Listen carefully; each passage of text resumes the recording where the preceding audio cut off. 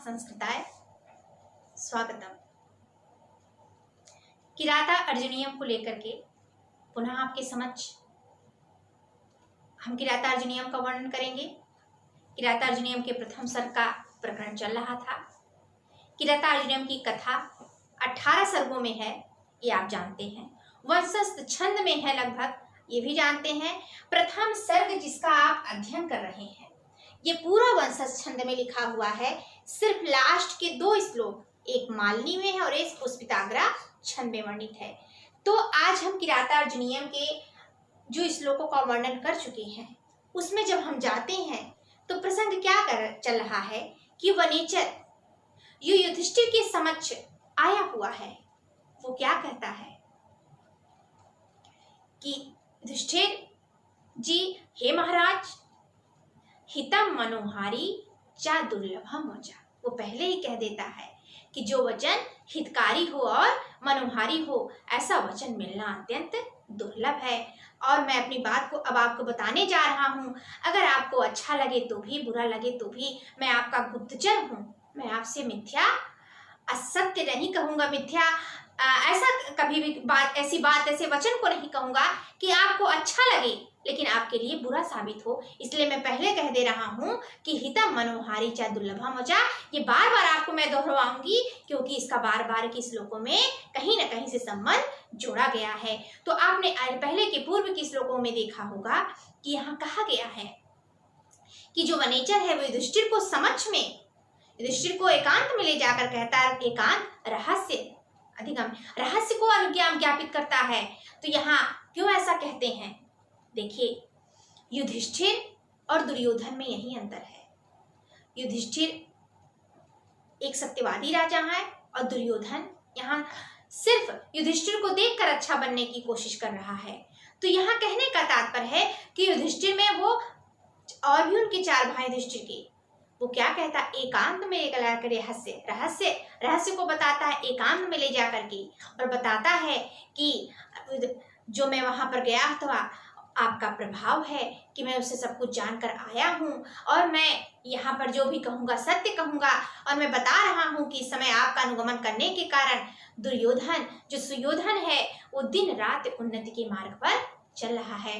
यहाँ ध्यान देने योग्य बात है, वो क्या कहता है, रहस्य को एकांत में कहता है। युधिष्ठिर को अकेले कुटिया में बुलाता है क्योंकि उनके और भी 4 भाई हैं और सबका व्यवहार एक जैसा नहीं है। युधिष्ठिर सबसे पहले तो बड़े हैं, ज्येष्ठ हैं, राजा हैं, इसलिए भी युधिष्ठिर को बुलाता है। साथ ही साथ वो और क्या जानता है कि युधिष्ठिर में सह सकने की, सुनने की क्षमता विद्यमान है। अगर आपकी शत्रु की प्रशंसा कोई आकर आपके मुख पर कर रहा है तो सोचिए आपको कैसा प्रतीत होगा।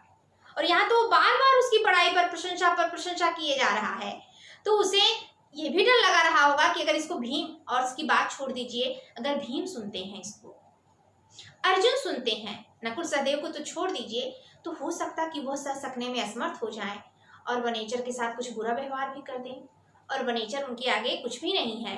तो इसके दोनों भी कारण हो सकते हैं कि एक तो वो डरता भी है इनके भाइयों से कि मैं अगर हितकारी बात भी कह रहा हूँ और सत्य कह रहा हूँ तो कहीं ऐसा ना हो कि इनके भाइयों को बुरा लग जाए। और युधिष्ठिर राजा भी है, ज्येष्ठ भी है, सत्यवादी भी है और सुनने की क्षमता विद्यमान भी है, इसलिए वो इनको अकेले में ले जाकर के दुर्योधन की सारी बातों को बताता है।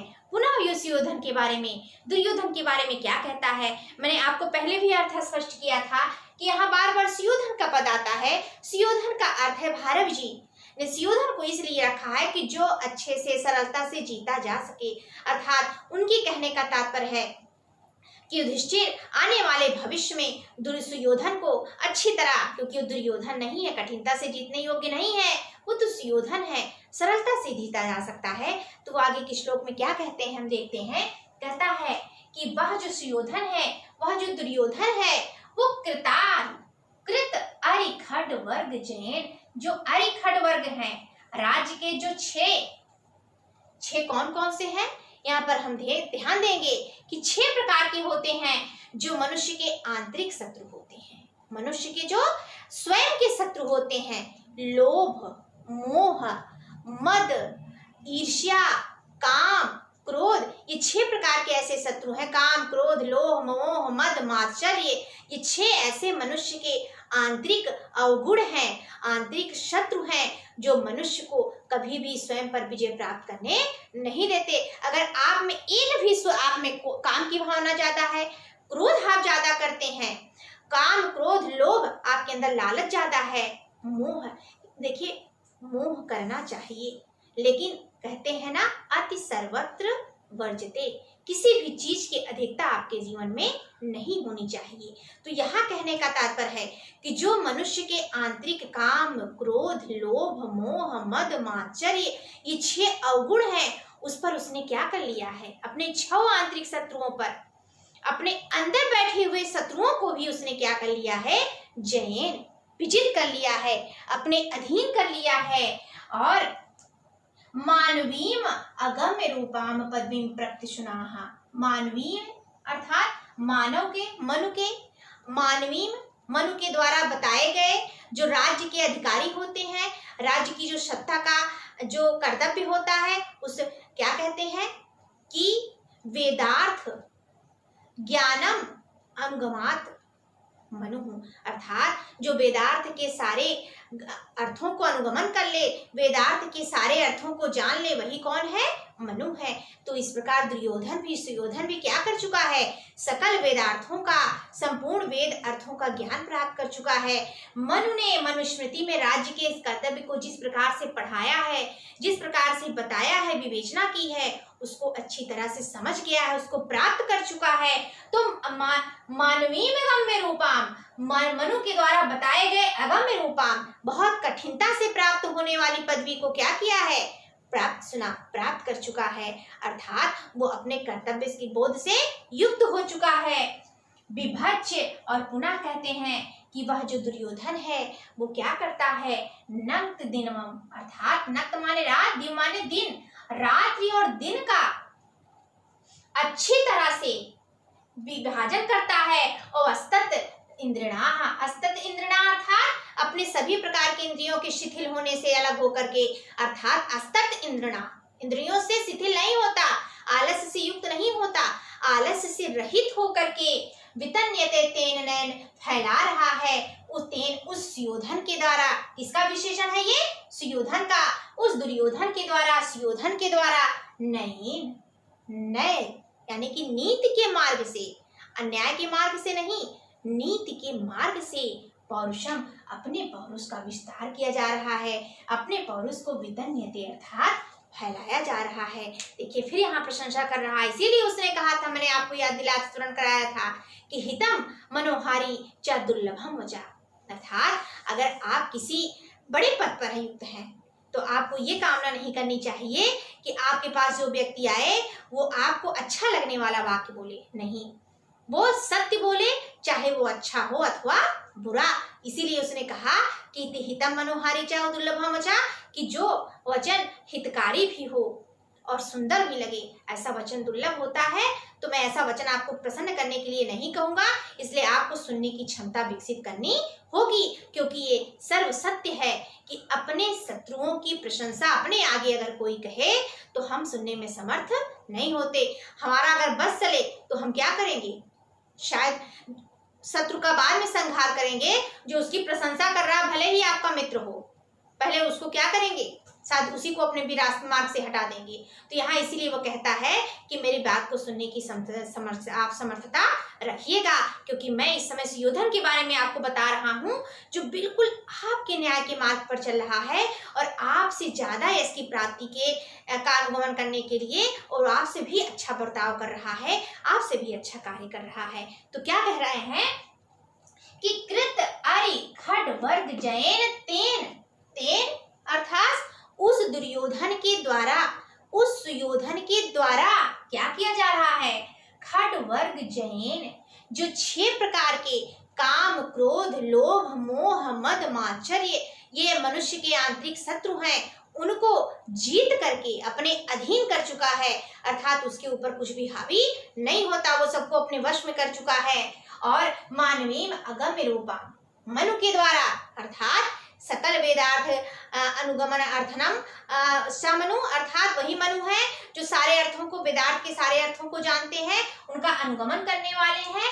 ऐसे मानवीम अगम्य रूपाम, मनु के द्वारा बताई जाने वाली सफलता या सरलता से प्राप्त न होने योग्य पदवी में प्राप्त सुना, पदवी को, स्थान को प्राप्त सुना, प्राप्त कर चुका है। अब उसे उस मनु के द्वारा बताए गए पद को प्राप्त करने की अभिलाषा नहीं रही, क्योंकि उसने अपने अच्छे कार्यों के द्वारा, अपने कर्तव्यों के निर्वहन के द्वारा उसको प्राप्त कर लिया है।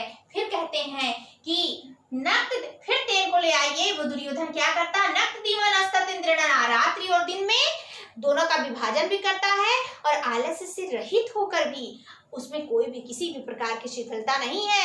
ऐसा नहीं है कि जो कार्य हम कर चुका है, थक के सो गया और पुनः किसी ने आक्रमण कर दिया, पुनः कोई और कार्य पड़ गया तो ना उठे। कहने का तात्पर्य है उसमें आलस्य भी नहीं है।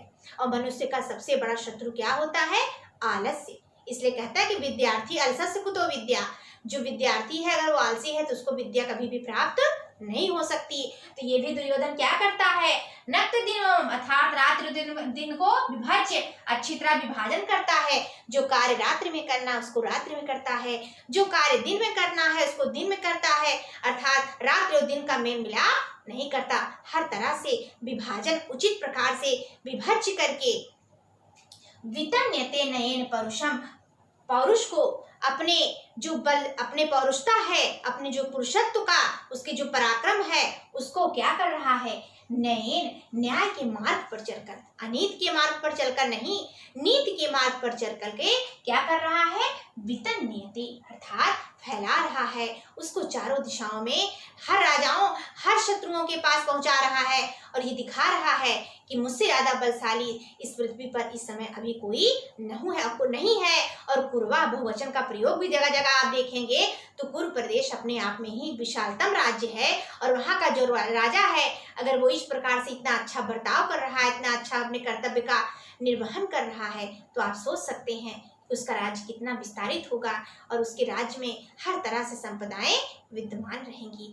आगे उसी को और भी अधिक परिभाषित करते हुए भारत जी अपनी अर्थ संपदा के द्वारा क्या कहते हैं, देखते हैं हम इस श्लोक के माध्यम से कि और भी आगे वो सुयोधन क्या करता है, क्या नीति अपनाता है। देखिए, सखीन इव प्रीत युजो अनुजीवना, अर्थात क्या करता है, अनुजीवना, ये क्रिया वर्ग है, क्रियापद है। कौन सा पद है ये क्रियापद है। क्या कह रहा है कि वह जो दुर्योधन है वो आपके यहाँ अनुजीवित अर्थात अनुचर है, आपके सेवक है, नौकर है। अगर आप उसके साथ प्रेम पूर्वक क्या करेंगे, सखी नहीं, मित्र के समान व्यवहार करेंगे तो सोचिए वो भी क्या करेगा। अगर आप कहेंगे कि इतने समय में इतना कार्य होना चाहिए तो शायद वह भी कर्ण जैसा मित्र था उसके पास और वो इसलिए दुर्योधन के समीप में था। वो जानता था कि दुर्योधन न्याय के मार्ग पर नहीं है, लेकिन सिर्फ मित्रता के कारण, क्योंकि मित्रता दुर्योधन का इतना अच्छा था कि उसने अपने मित्र के प्रति कभी कपट की भावना को नहीं रखा और उसी मित्रता को निभाने के लिए कर्ण जैसा राजा जो न्याय के मार्ग को जानता था, जो युधिष्ठिर का भाई था, उसने भी क्या किया, सुयोधन का ही साथ दिया। तो वो क्या करता है, क्या नीति अपनाता है, इसको आप देखिए कि वो करता है अनुजीवना, अपने अनुचरों के प्रति भी, अपने सेवकों के प्रति भी प्रीति युजो हो, प्रीति की भावना से युक्त होकर के। देखिए फिर आप यहाँ देखेंगे कि वो आशंका से विशंकिता, अर्थात वो विशंकित रहता है, शंका से युक्त रहता है, वो डरता है, वो अंदर से अच्छा नहीं है।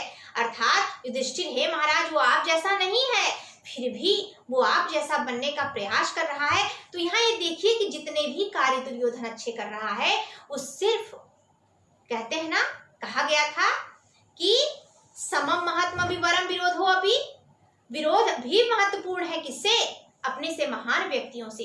तो यहाँ आप महान हैं और आपसे विरोध करके वो भी महान बनता जा रहा है। तो वो क्या करता है कि अपने अनुजीवियों से, अपने अनुचरों से भी प्रीति युजो, प्रीति पूर्वक, प्रेम पूर्वक, सखीन इव, सखी के समान, सखा के समान, सखान यु अर्थात मित्र के समान व्यवहार करता है। मित्र से आप कैसा व्यवहार करते हैं? नौकर से तो आप मित्र जैसा व्यवहार नहीं करेंगे ना, सेवक से, लेकिन वो सुयोधन करता है, क्या करता है? अपने अनुचरों से, अपने सेवकों से भी वो प्रेम पूर्वक सखीनियो मित्रता पूर्वक अर्थात मित्र जैसा व्यवहार करता है। फिर कह रहे हैं कि समान मानान सुहृदस्य बंधु भी। देखिए, अनुजीवियों को जब इसके समान मानता है, मित्र के समान मानता है, तो जो उसके मित्र हैं, जो उसके सुहृद का अर्थ होता है मित्र, जो आपका हृदय से अच्छा चाहे, जो आपका हृदय से अच्छा करे, वही आपका मित्र है। मित्र की परिभाषा है कि वह पापम निवारयति, वो आपको पाप से दूर ले जाता है और हित में लगाता है। तो यहाँ भी वही कह रहा है कि अपने मित्रों को क्या करता है? बंधु भी मित्र के समान नहीं मानता। किसके समान मानता है?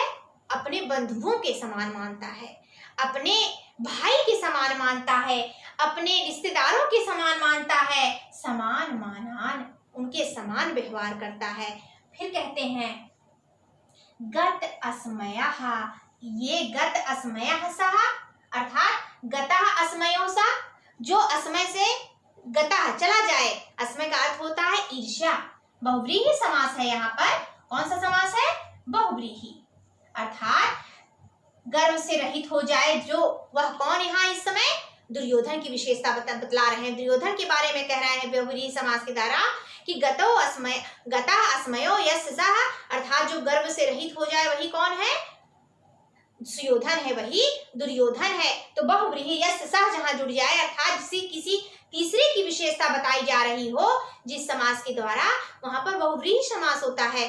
तो कह रहा है कि गत अस्मयः, गर्व से, दर्प से, घमंड से रहित होकर के, अब उसमें घमंड की भावना नहीं रह गई है, घमंड से झूठा ही दिखा रहा हो लेकिन वो घमंड का व्यवहार नहीं करता, दर्प से रहित होकर के कृत आधिपत्यमियो साधु बंधुताम, अर्थात बंधुताम, अपने भाइयों से, अपने बंधुओं से सततम, निरंतर ही दर्श्यते, दिखाता है। सा कौन? वह सुयोधन कृत आधिपत्यमेव, साधु अच्छी तरह से, कृत आधिपत्यमेव कि मानो वही क्या हो, यहाँ क्या है? देखिए, यहाँ आपका उपमा भी है और फिर यहाँ आप आइए तो क्या है? उत्प्रेक्षा अलंकार भी है कि मानो अपने बंधुओं को अच्छी तरह क्या दिखाता है कि मैं राजा नहीं हूँ। अरे राजा तो आप ही हैं। कृत आधिपत्यमेव, मानो आप स्वयं ही राजा हो। हे बंधु, मैं यहाँ का राजा नहीं हूँ। वो ऐसा व्यवहार उनके सामने करता है कि हे बंधु, अरे मेरे भाइयों, अरे आप मेरे बंधु नहीं हो, बल्कि मैं राजा नहीं हूँ, आप ही यहाँ राजा हैं। तो क्या विशेषता है सुयोधन की? देखिए, इतना सुंदर अर्थ गौरव के द्वारा भारत जी ने बताया है क्या कि वह दुर्योधन युधिष्ठिर के स्पर्धा में आगे बढ़ने हेतु क्या क्या कार्य कर रहा है। वो क्या करता है कि अनुजीवनः, अपने सेवकों से सेवक जैसा बर्ताव ना करके, प्रीत युजे, प्रेम में रत होकर के, प्रेम से युक्त होकर के, सखीन, मित्र के समान व्यवहार करता है। आप अपने सेवक से अच्छा व्यवहार करेंगे, किसी से भी अच्छा व्यवहार करेंगे तो आपके साथ अच्छा रहेगा। आप कहते ना कि आपके मन की भावना जैसी हो तो सामने वाले की भी मन की भावना वैसी हो जाती है। तो यहाँ भी यही चीज है कि वो क्या करता है? अपने अनुचरों से अपने मित्र के समान व्यवहार करता है। और बंधु भी बंधुओं के समान मानान किसको मानता है? सुहृदस्य, जो हम मित्र हैं उसके, जो उसकी मित्रता की श्रेणी में आते हैं, उनको मित्र की श्रेणी में नहीं रखता, क्योंकि मित्र की श्रेणी में तो उसने अपने अनुजीवियों को रख दिया है। तो इसको क्या करता है? वो बंधु भी अपने भाई बंधुओं की श्रेणी में रखता है, अर्थात और अधिक सम्मान देता है। मित्र जो बंधु होंगे तो मित्रों से ज्यादा सम्मान पाएंगे, तो मित्रों से भी ज्यादा सम्मान अपने बंधुओं के समान उनको मानता है। और पुनः वो क्या करता है? बंधुता, जब मित्र को बंधु भी मान लिया तो बंधुओं के साथ उसका और अच्छा व्यवहार होगा। तो वो क्या करता है? बंधुओं को बंधुता, उनसे सा, वह दुर्योधन क्या करता है? साधु, साधु किसका यहाँ विशेषता है? स्वभाव का, अच्छी तरह से क्या करता है? गत अस्मयः, दर्प से रहित, ये उसके विशेषण, उसकी विशेषता है दुर्योधन की कि अब उसमें दर्प नहीं रह गया है। वो दर्प से रहित होकर के बंधु ही अपने बंधुताम, अपने बंधुओं को क्या करता है, कृत अधिपत्यम यो, मानो कि तुम ही राजा हो। हे मेरे बंधुओं, हे भाइयों, मैं राजा नहीं हूँ, तुम ही क्या हो, यहाँ के राजा हो। ऐसा व्यवहार करके अपने राज्य का संचालन कर रहा है कि कोई अगर चाहे भी तो उसके व्यवहार से इतना प्रसन्न हो जाएगा कि उसके खिलाफ, उसके विपरीत जाकर किसी प्रकार की कोई खड़यंत्र को नहीं कर पाएगा। तो समझा आपने इस श्लोक में उन्होंने क्या कहा, उन्होंने कहा कि उसका अपने सेवक, अपने मित्र, अपने बंधुओं के साथ घमंड से परे रह करके ऐसा व्यवहार दिखाया जाता है कि कोई चाह करके भी, अपने मन में रख कर भी, अगर कोई युधिष्ठिर आपका भी प्रिय होगा तब भी वो आप दुर्योधन का विरोध नहीं कर सकता, क्योंकि दुर्योधन ने ऐसा उसके साथ व्यवहार करके रखा है कि वो उसके आगे नतमस्तक हो जा रहा है। आगे के श्लोकों में वह फिर इसको और भी अच्छी तरह से विवेचन करते हैं और भी अच्छी तरह से बताते हुए क्या कहते हैं, अशक्तम आराधे तो यथायथम, अर्थात वह अच्छी तरह से, यथाथम यहाँ अव्यय पद नहीं है, ये नपुंसक लिंग है। यहाँ पर क्या है, ये यथायथम अच्छी तरह से विभज्य, ये यथायथम का क्या है, विभज्य विशेषण है कि यथापूर्वक अच्छी तरह से विभाजन करके अशक्तम आराधे तो वो क्या करता है, आराधे तो प्रसन्न करता है, भक्तया संपक्षपातया, अर्थात प्रेम पूर्वक, संपक्षपातया पक्षपात से रहित होकर, किसी के प्रति वह पक्षपातता से युक्त नहीं होता है।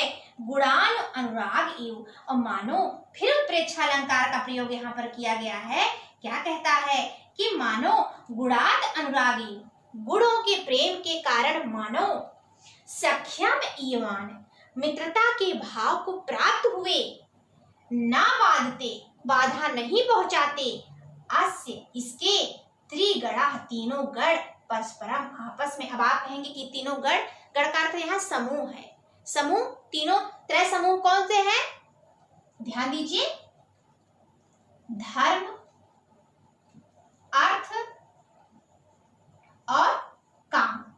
देखिए आपके चार पुरुषार्थ, धर्म, अर्थ और काम, आपके चार पुरुषार्थ हैं, धर्म, अर्थ और काम, मोक्ष। यहाँ तीन की ही बात, त्रिगणा की बात की गई है। ये ध्यान देने योग्य बात है, क्योंकि वो राजा है, अभी वो राज्य कर रहा है। हमने चार आश्रमों को बांटा, पहला ब्रह्मचर्य आश्रम, जिसमें हम 25, हमारी 100 वर्ष की आयु मानी जाती थी, 25 वर्ष तक हम क्या करते थे, ब्रह्मचारी का जीवन यापन करते थे, अर्थात विद्युता ग्रहण करते थे।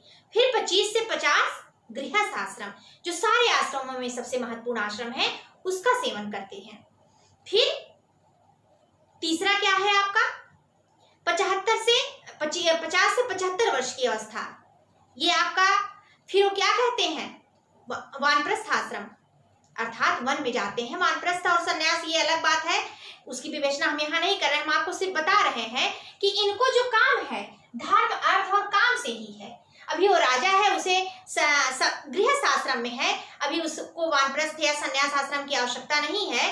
तो यहाँ कह रहे हैं कि उसके तीनों जो गण हैं, जहाँ धर्म की बात होती है, अर्थात उसको जब पूजा पाठ करना हो तो वहां वो अर्थ की बात नहीं सुनता है, अर्थात जहाँ धार्मिक कृत्य करना हो, यज्ञ आदि हवन करना है, तो वहां पर वो फिर अर्थ और काम को नहीं लेके आता। धन और काम को लेकर, वासना को लेकर, इच्छा को, काम का सिर्फ वासना नहीं होता, इच्छा भी होती है, किसी अन्य इच्छा को नहीं लेकर आता है।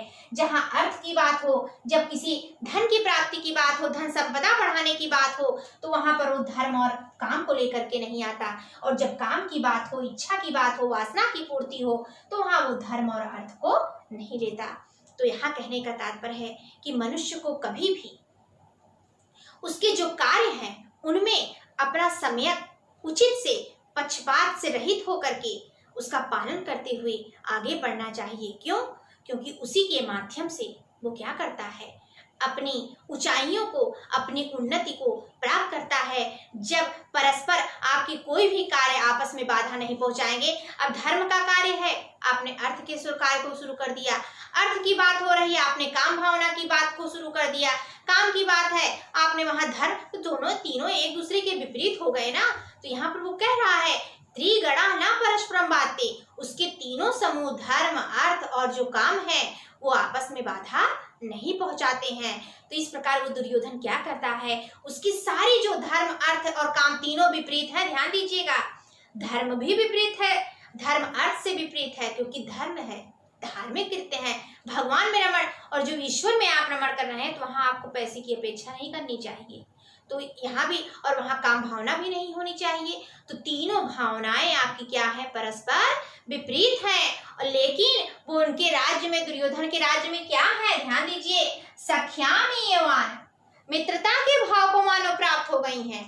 अर्थात वो इतने अच्छे से अपने कर्तव्य का पालन करता है कि ये तीनों विपरीत जो कर्म हैं वो भी मित्रता के भाव को प्राप्त होकर के उसके किसी भी कार्य में बाधा नहीं पहुंचाते हैं। देखिए, अशक्तम आराधयतो, अर्थात बिना किसी बाधा के प्रसन्न करते हुए, अर्थात यथाम, असक्तम अर्थात बिना, अर्थात असक्त होकर के, जहां पर किसी भी प्रकार की निर्भर होने की आशंका ना हो, अशक्तम आराधयतो, अर्थात बिना किसी अलगाव के, बिना किसी बाधा के आप आराधयतो प्रसन्न करते हुए, यथा यथाम विभज्य, अच्छी तरह से विभाजन करके, भक्तया प्रेम पूर्वक, समपक्षपातया, अर्थात समान रूप से पक्षपात से रहित होकर के, बिना किसी पक्षपात के राज्य करते हुए, गुणानुरागात इव, मानो गुणों के प्रेम के कारण, सख्याम ईवान, अर्थात सख्याम ईवान, मित्रता के भाव को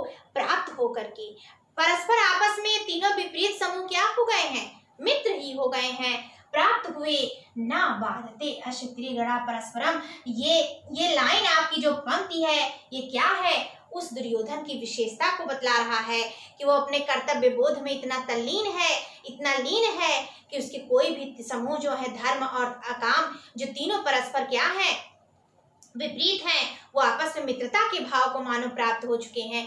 उत्प्रेक्षा अलंकार की छटा आप देख रहे होंगे कि दर्शनीय है, यहाँ पर क्या कह रहा है कि मित्रता के भाव को प्राप्त होकर के उसके तीनों जो समूह हैं, त्रिगण का धर्म, अर्थ और काम, ये आपस में ना बाधते, कोई बाधा नहीं पहुंचाते हैं।